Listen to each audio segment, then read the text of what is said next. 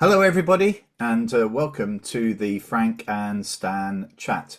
And this is one of our weekly chats. This is number 256.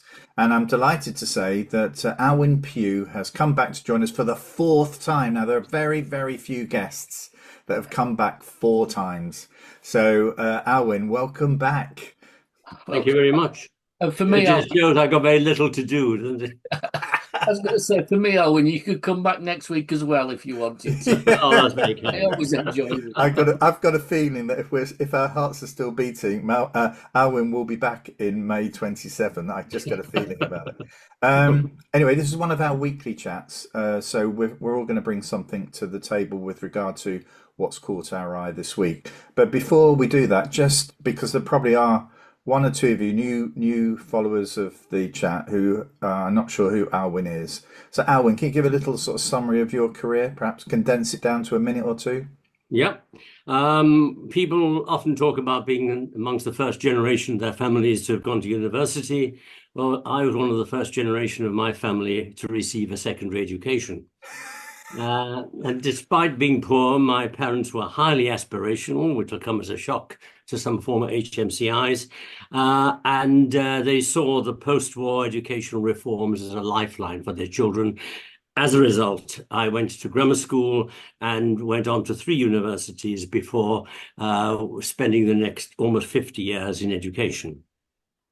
I taught in the independent and state systems at primary, secondary, and higher education levels. And the schools that I have taught in range from one which is one of the oldest in the country, where some famous people like Sir Thomas More taught, as well as the largest comprehensive at that time in the country. It had 12 form entry Wow. comp with over 2,000 pupils. I've taught every age from nursery to higher degree level. I've worked as a local authority school improvement officer, music advisor, head of service, and most of my career was spent in very deprived areas of the Northeast and Northwest. I was one of the first registered inspectors appointed by Ofsted in 1993. And for the last 19 years of my career, I was an HMI inspecting across the country, as we did in those days, not just a 50-mile jaunt down the road, as happens these days. I inspected local authorities, primary, secondary, and special schools, children's centres, music services, anything that moved, basically. I was the senior editor for Ofsted overseeing the publication of a large number of survey reports at one stage. Did that for about 2 years, which was the best in-service education I ever had. I've co-authored or authored 6 books, published a large number of articles and reviews on music and education, and also on Welsh affairs. I've published poetry in Welsh, and Welsh is my first language. I had to learn English because my country was invaded by a Putinesque forebear of Charles III. Since retiring 5 years ago, one of my main pursuits and great pleasures has been to learn German. As a child, I spent a lot of time, almost the whole of my time, practicing the piano, violin, viola, and organ, which left me very little time for reading, other than for reading poetry, which was short, portable, and I could recite it to myself as I practiced. I've made up for that since, and now in my retirement, I read avidly in English, Welsh, German, and French. Next stage of my retirement is going to be very exciting. My daughter's wife is expecting a baby in July, and I can't wait to go Wow. back to acquainting and reacquainting myself with a rich range of books for children. But I vowed never to go near the fanaticism that is phonics. Do you know, I have to say, when I hear every time, because I often hear people say, in order to be a good inspector, you need to have done this one thing, you know, and actually that's around, lead a school, Hmm, as if that's enough. hmm. I think what you all every year you come on, you give a little bit of an insight into what you've done, and Mhm. I just feel as though it oozes more confidence for me about you going into a setting and being able to evaluate it effectively, purely on the basis that you've been around the houses a few times, you've been around the country, you've seen the full, virtually the full, not the full range, but a lot of the width or the breadth of the education provision in this country. I think that's so important. Yeah, and we've certainly Ofsted's lost that. They've lost that. Yes, I think that's right. It was very, very different range of people. When I Yeah, first joined, you go into a room and there would be people whose breadth of experience was amazing. And yeah, then eventually you got to a situation where you were seen as being a bit of an intruder if you hadn't run a school, yeah, yeah, yeah, yeah. however small that might be. Yeah, and also, as if school provision is all that matters. You know, Oh, absolutely. there's so much more than that. Anyway, what a great start, hey Stan. Yeah. Follow that, Stan. Anyway, this is our weekly edition, so we do have what's caught our eye. So we're going to go to Stan first. So what's caught your eye this week, Stan? Well, this week I've been mostly dealing with customer services in various organisations. I think I've kind of turned into Victor Meldrew, expecting at least service from organisations that are well trusted organisations, and when they get it wrong, which in this case this week two have got it significantly wrong for me, you deal with customer services. And customer services, I think, either get it very right or very wrong. And one of the two people I've met with this one, not met, I've contacted over the last 2 weeks, has got it really well, and one has got it very wrong. In fact, the one who got it very wrong, I had to ask customer services to calm down.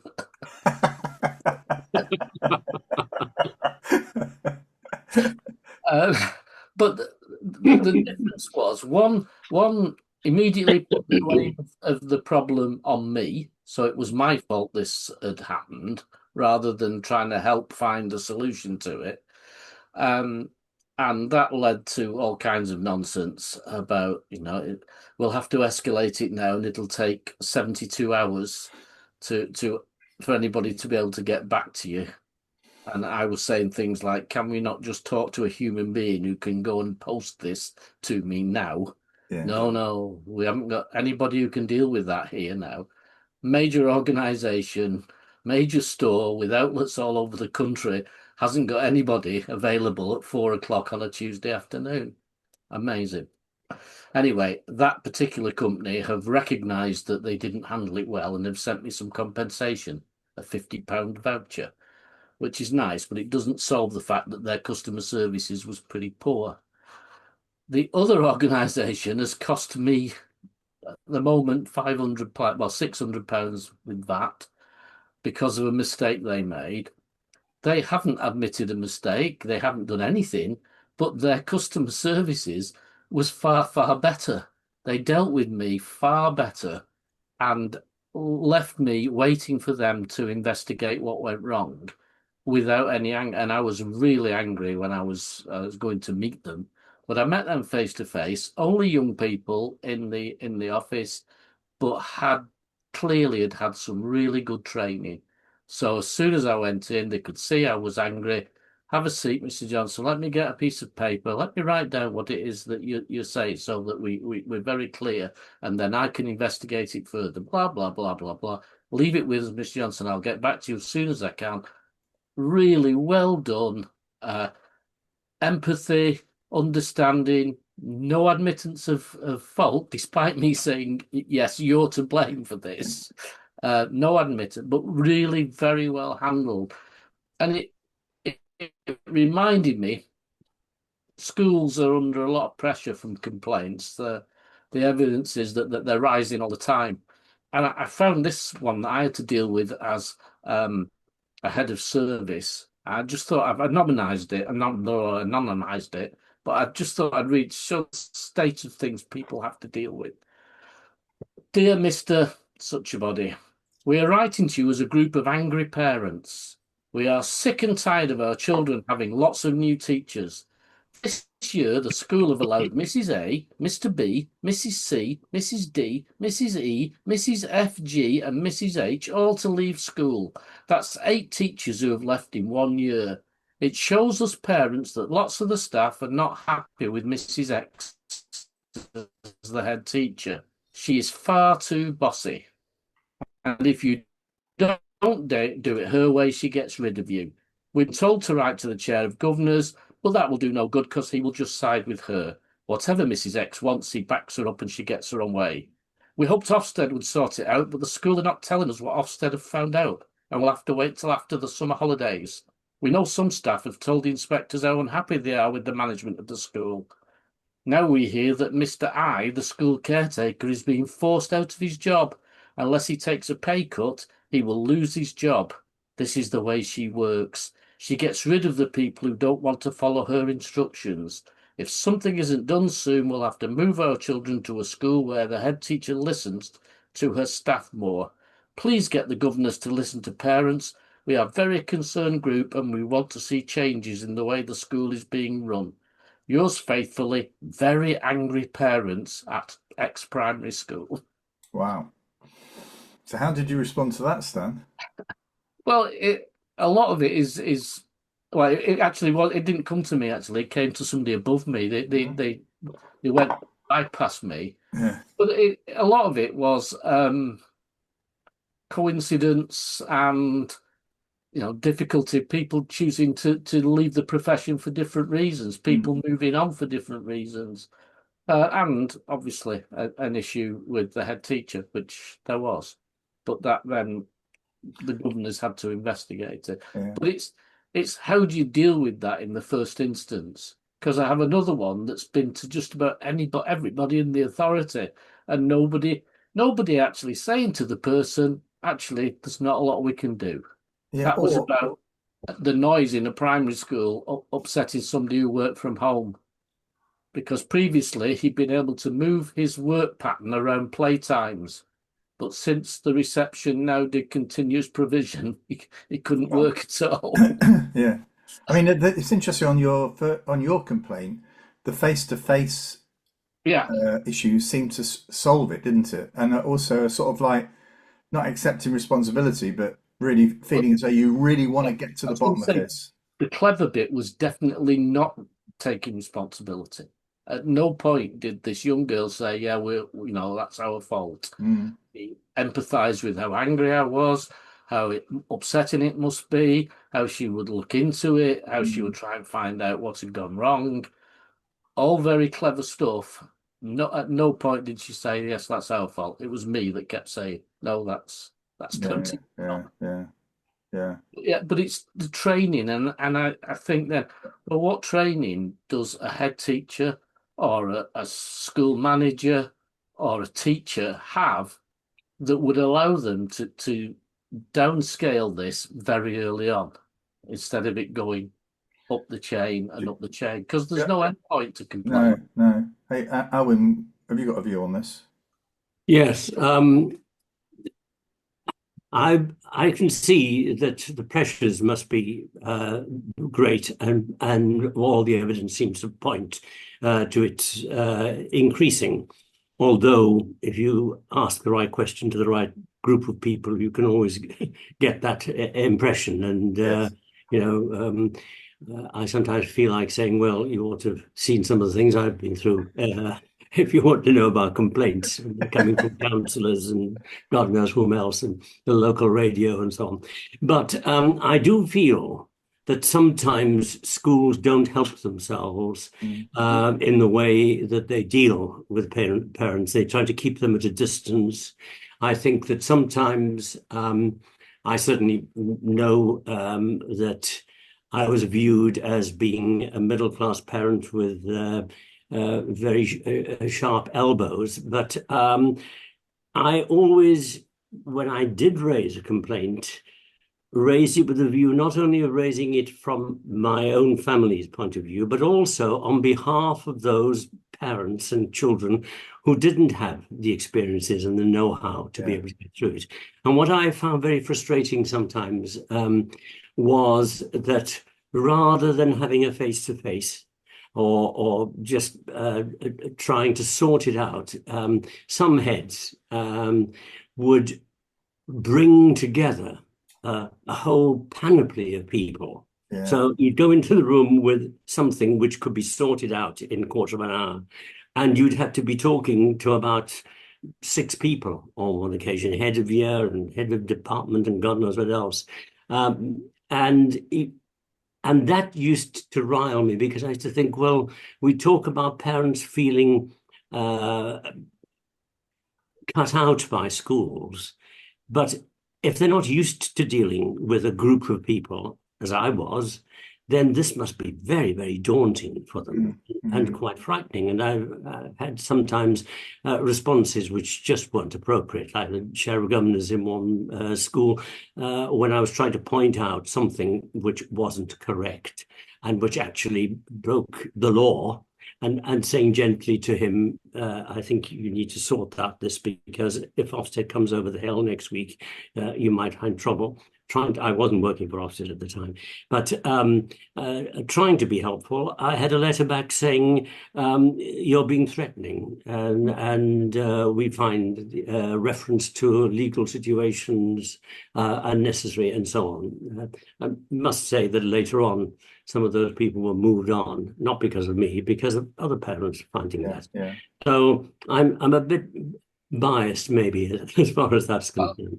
I agree in a way, because the experience I've had in the last, 18 months to 2 years is very rapidly going to the formal stage of complaints, where you're then sharing letters and evidence and time-based and everything. And all that seems to just alienate people and escalate it so that it becomes something far worse than it was in the first place. But a simple, yes, we've got that wrong, and we'll correct it, we'll probably do in most cases, because there's a lot of things you can't undo. So the best you can do is say, yes, thank you for that. I recognise what you say. I realise that's been a mistake on our part. We've changed the way we do things. Thank you for that. And that's really all that can happen in most. Yeah. I think for me, it's interesting, going back to your letter about the number of staff changes, that sometimes schools aren't very good at getting ahead of the story. So if there had been that number of changes, then actually communicating some of the reasons behind that, and even doing a face-to-face, I think it felt like a primary school, that did. It was getting ahead of that and actually meeting with those parents just to discuss the situation around those changes and the challenges that the school are facing. Just giving them a bit more of the information, rather than just saying, well, Mrs. Jones is leaving year 2 at Easter, and actually that follows the story of Mrs. Jones taking over from Mrs. Smith at Christmas. All of this is very easy to predict, the reaction. So I think there's something about getting on the front foot. And I certainly learned that in the stuff that I've done with regard to the co-op, is, try and get ahead of the story. That doesn't, try not to influence the story, it's just how is it going to land, and actually making sure that your side of the story gets across as well. Hey, Aelwyn, I don't want to cut you off here, because I know we've got some issues to discuss here. What's caught your eye? Well, what's caught my eye is the growing debate about enrichment in schools. The Education Secretary has announced that extracurricular activities have been optional extras for too long. They must become a fundamental part of the education of every child. DfE is going to publish a new set of enrichment benchmarks across 5 categories. Schools have to ensure that every child has access to those activities. They'll have to publish school profiles, and Ofsted will consider whether schools are meeting the expectations. And this whole thing is going to be fully operational by the beginning of the next academic year, in 4 months' time. You can laugh, can't you? You got to give it a laugh, haven't you, really? Well, this is against the background of the Sutton Trust findings that last year half of schools reported cutting spending on trips and outings. 27% spent less on sports and extracurricular activities than they had in the past. And cuts to spending were at the highest level since 2017, when these kind of studies started. According to government data, more than a third of secondary students currently say they don't participate in any activities in school or out. And the responses to this announcement have been largely predictable. Schools are saying that they have less than a term to prepare for the introduction before they be inspected on them. There's a criticism of a lack of detail. There's a demand for more funding and support to implement these changes. There's the reference to the increase on stress and anxiety. And the TES reported that only half of teachers would be willing to run an additional lunchtime or before or after school club without extra pay. On the more positive side, the chief executives of the Education Policy Institute and the Duke of Edinburgh's award have welcomed this and said that it will give opportunities for pupils of all levels in society to be able to experience enrichment education. Now, my own view is I can appreciate that this is a short run into the introduction. Yeah. But in the field of education, at least, this government has not been short in giving instructions and guidance. And our current education secretary is obviously a woman in a hurry. She's unusual in being a conviction politician in a government which tries to be all things to all people.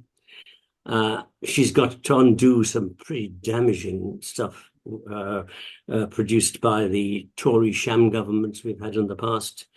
And she has to make her mark as soon as possible in case the country goes totally mad and we wake up one morning to find that Suella Braverman is at the helm of education. But should these changes be such a challenge to schools? Why have leaders allowed extracurricular activity to decline to this extent? It rather reminds me of the shock horror that we had in 2019 when Ofsted decided to focus on the curriculum. From what was being said at the time, you wouldn't have thought that schools had been required to deliver a broad, balanced curriculum since 1989. I'd long complained that schools were being inspected on 2 or at most 3 subjects. And personally, I felt at the time and still feel that what Ofsted should have done in 2019 was not to phase in the inspection, but to go in and expose the paltry offer that was being made in schools and not let them off by obsessing about things like intention, implementation, and impact. And how often do we hear those words anymore? Or sit behind, say in a primary setting, some decent sort of English and maths results. Yeah, absolutely. Stage 2.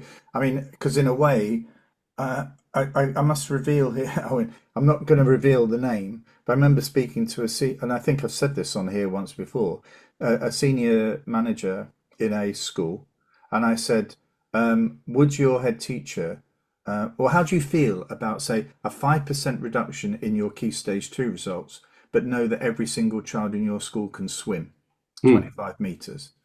And this person said, well, I think I'd go along with that as as something worth giving up. Yeah. But I don't think the manager would, the head teacher would. So at the end of the day, it's all boiling down, picking up on the point you made, on 1 or 2 subjects that happen to be inspected. Forget what the breadth of that experience is, or the quality of it, or what the difference it makes to life chances. And it hasn't been helped by the obsession we've developed in this country about PISA scores. No. Which we're only looking at a very narrow range. It also it doesn't surprise me, but I think it's disturbing that leaders want to know what's expected of them. Why are leaders becoming so reactive? When I worked in a local authority, heads were always saying, let us do what we want to do, give us the opportunity, make us free of local authority control, and so on. Not that there was much control in the authorities I worked in. But they become so obsessed with league tables and their own personal advancement and reputations that they expect to be told what to do. And I think that this opportunity will at least shake people up and make people think, though, on the other hand, I think that probably what will happen is that schools will find some agencies which will spring up all over the country who will say, we'll take all this off your shoulders. And I think it's quite a good idea. I'm seriously considering setting up a firm called Pugh's enrichment program and selling it to all the local. There's an 4 issue. primary schools within walking distance of the house. Stan? Issue, though, if that becomes part of the curriculum, then it can't be charged for by law. No. So that the agencies that do clubs after school that children pay to attend would become illegal. True. Or wouldn't count as part of the enrichment. That would be because the school could not say this is not part of our curriculum. yeah. When the DFE rules, they have to provide that. Yeah. That's why the issue, I think, will come down to who's going to fund it. Well, quite. And that's a perennial cry in education. I'm not convinced of the arguments about funding, not your arguments, but arguments in general. Because as far as I'm concerned, there's plenty of money in education, but it's in the wrong hands. And while we have Byzantine leadership arrangements in organizations and schools, and we pay indecent amounts of money to CEOs, rather than spending on the front line, then I'm not interested in what's happening there. We need to become leaner and fitter and put the money where it ought to be. Now, even when money has been made available, schools haven't taken advantage of it. Tory government in 2013 produced this system of encouraging schools to develop chess in schools, and there was a substantial amount of money made available, but only 60% of that budget was actually called on by schools. And okay, it was supposed to be developing chess in areas of deprivation and so on. And some people might say, well, it's a middle class activity. Well, it isn't actually. When you look at the history of chess from the 18th century right through to working men's clubs of the 20th century, it's had a very proletarian background, and it became a very important part of the Soviet education system. So there's a need to knock that one on the head and to think more creatively about it. And I think that the money released from more efficient organization could make it possible to ensure that a full range of children take part in a wide variety of activities. But what surprises me most and worries me most is the finding that only half of teachers are prepared to take lunchtime activities and so on, well, an extra pay. Now, I come from a generation, as you two do, where you're expected to contribute to a school's life, not just through your subject and your expertise, but in other areas as well. You had to give details of this in your application forms. You had to talk about it at interviews. But then that was a time, I suppose, when in society in general, people gave their time freely. Local councillors weren't paid in those days. They did it, well, maybe for a variety of reasons, like being able to get planning permission through more quickly, but there might be all kinds of nefarious reasons. But actually, they spent a vast amount of time, just as governors do now, giving of their own time in order to help society. But now we're in a mindset of I cost, therefore I am. And this has affected schools as much as any other branch of society. When I was a head of department in this very large school, we had 4 people in our department with a wide range of activities, orchestras, choirs, and so on. You name it. Put on a vast number of concerts every year, and I worked out that every month my department provided 5 weeks of teaching, so unpaid. So in my first school, I ran drama. I was given a very tiny stipend, but when I looked at how much it cost in terms of time and money to be able to find plays and prepare and so on, it came to a minute fraction of a penny per hour that I was being paid at that particular time. But you did it because it was part of the business of what was expected of you, and you were also able to extend your experience that way. Now, and also took into areas where you might not have ventured otherwise. And this happened very much in my case.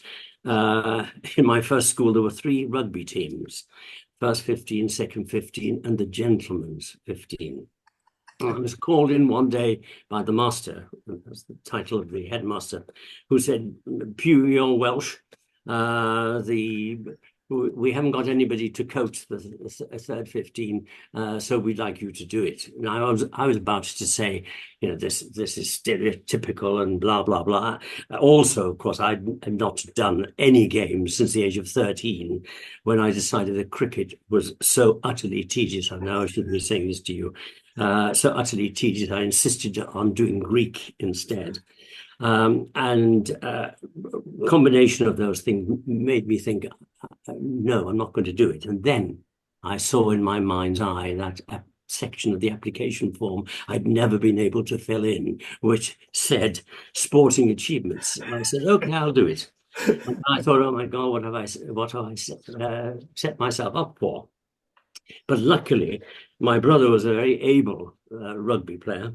As a student, he'd played with professionals and internationals like Barry John. He ran a highly successful rugby team, which was the scourge of the east of England, from his school in Cambridge. So I contacted him. Following week, huge parcel arrived, and in it was the rugby kit, full rugby kit, and the colours of my Cambridge college, because he said you can't go out there in a suit, and together with practice scheduled for a whole 2 terms.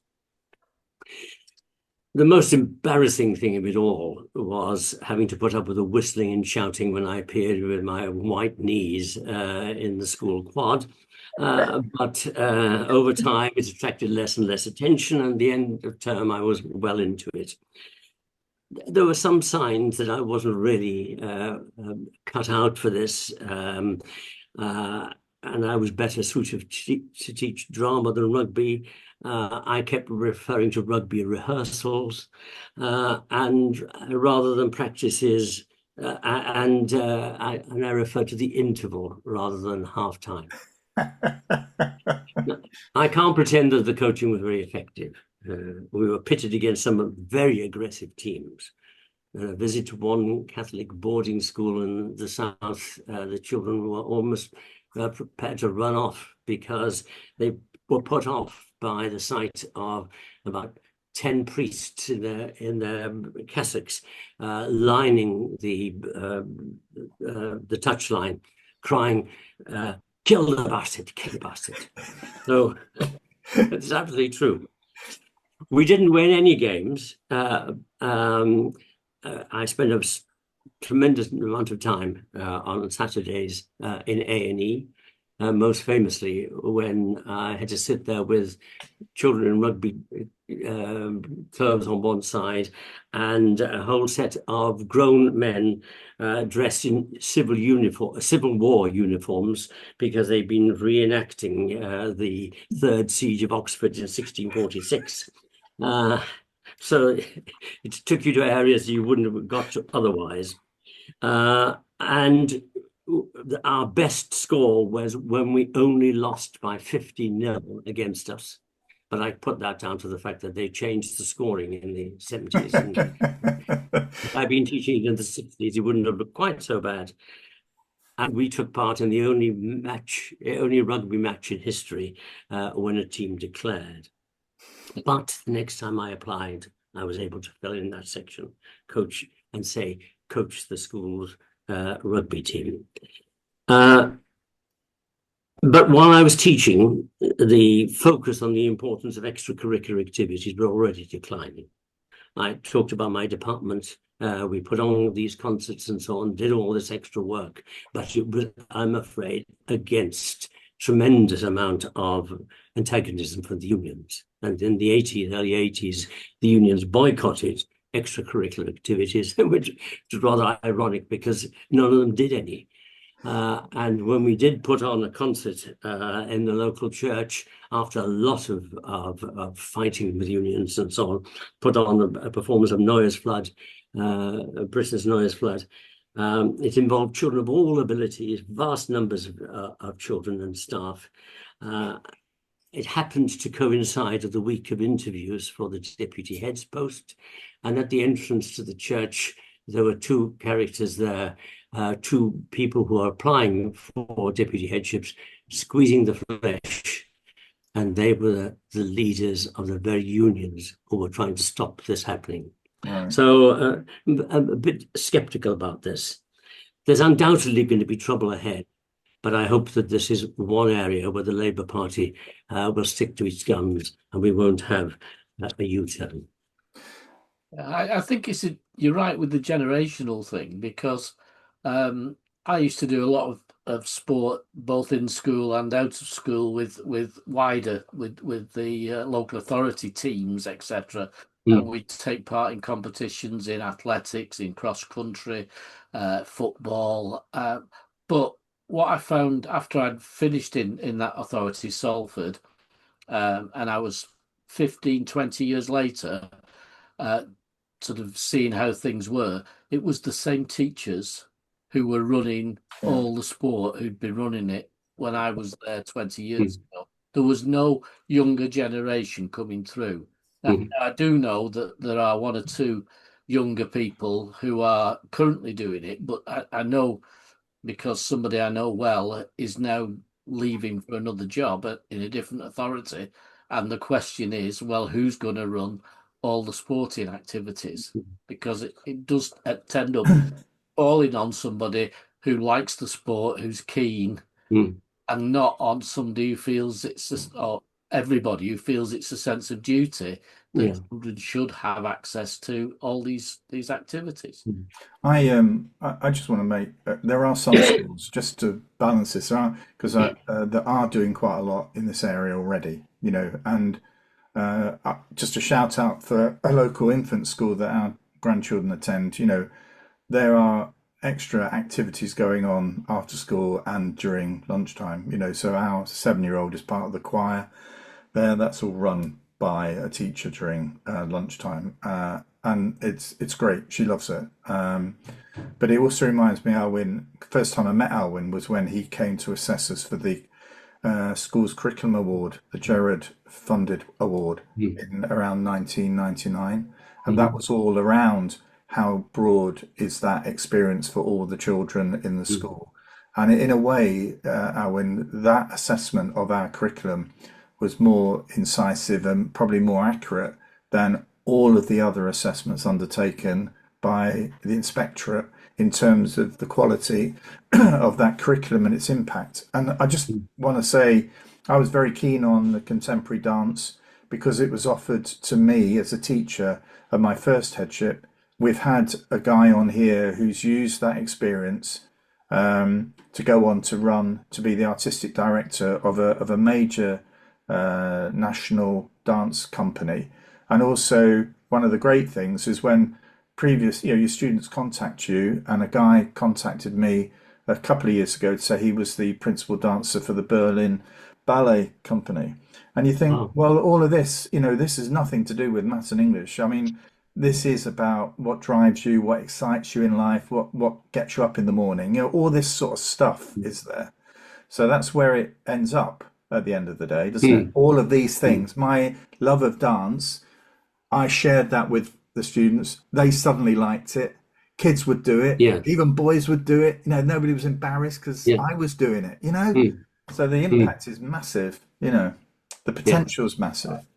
I think, Frank, though, we've got to be honest and say, if this is what we're going to go forward and say, this is we want teachers to do this, somebody has got to say, well, we're going to stop doing X, Y, and Z. We're going to stop all the, I don't know, frontal adverbials and the stuff like that that's going on in England. We need to make the curriculum broader by stopping specialising on one or two subjects. Yeah.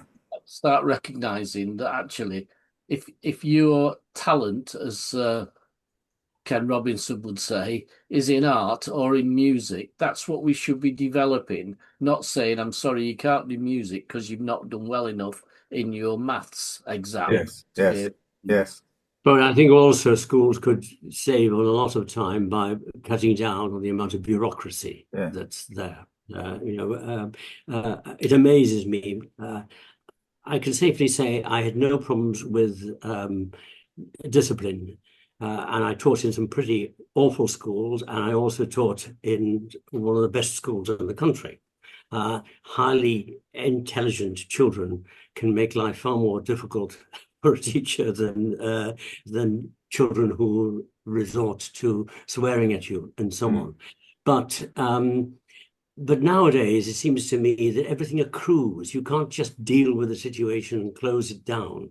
It builds up and builds up. And I've seen things advertised where you can work out at what stage somebody has to be away for a day or 2 days. Mm. And it's just become bureaucracy for the sake of bureaucracy. Now, if you cut all that out, I think that we'd have that time and use it far more effectively. Yeah. If people truly believe that having a day off school damages your life chances, then King Charles has to take a great responsibility for the number of children who missed school on the day that he was crowned. Yeah. Absolutely. Yes. Yeah. I just want to bring it to a close because I think we're going to run out of time for my one. So I'll just lob it in and we can talk about it next week. But on Sunday, anyone who follows this chat knows I'm a big Southend United fan. And on Sunday, Southend won a game at Wembley for the first time in their history. And then yesterday, the manager was sacked. And there is a lot of, not because he's done anything wrong or whatever. There's a long story behind it, and he is truly respected as a bit of a legend in Southend. And it's amazing what he's done.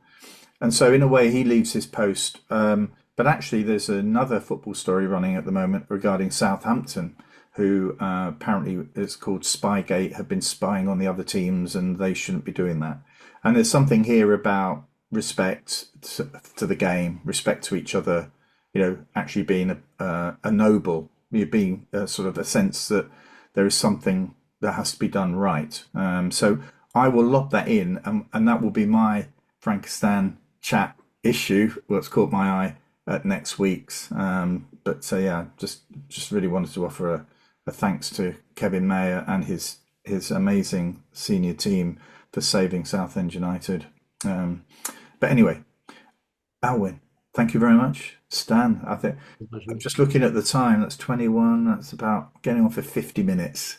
So no, don't worry. That's I'll send you a diary date for May 27, Aelwyn. I have to say, yeah, I don't know about you, Stan. There are some chats that, I feel as though we're going to get value out of these. Honestly, it's just amazing what you bring, Aelwyn. It really I look is. forward to this. Yeah, And me you too. all. That's very kind. Yeah. Okay, so I'm in my anecdotage. Yeah. but it's just yeah. But when you've had a long career and it's been very varied, that makes that's worth listening to and worth sharing. I think everything seems to be very veneer-like at times nowadays. Perhaps that's how it was viewed by older people, more experienced people than myself when as I was trying to make my career in leadership. But I don't know. It just feels as though I don't know. People don't have quite as much experience when they get into some of these senior posts nowadays.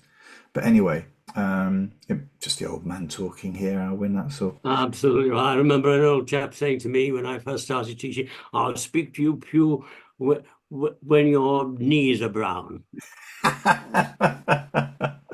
Okay, well, until next week, thank you all for watching, listening, and we'll see you soon. Take care. Thank you, Aelwyn. Bye. Bye bye.